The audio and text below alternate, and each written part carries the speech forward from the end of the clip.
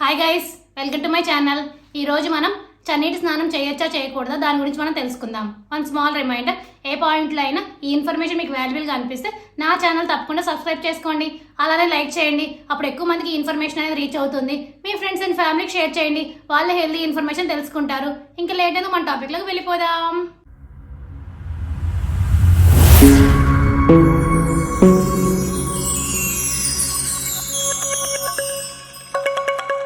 చల్లని నీటితో స్నానం చేయమంటే చాలా మందికి వణుకు వస్తుంది. ఎండాకాలం, వర్షాకాలంలో అయితే మరీను. కానీ చన్నీటి స్నానం వల్ల చాలా ఆరోగ్య ప్రయోజనాలు ఉన్నాయి అంటున్నారు నిపుణులు. రోజు చల్లని నీటితో స్నానం చేయడం వల్ల శారీరక మానసిక ఆరోగ్యానికి మేలు జరుగుతుందని చెబుతున్నారు. మీరు రోజంతా యాక్టివ్ గా ఉండాలంటే చన్నీటి స్నానం మంచి మార్గం.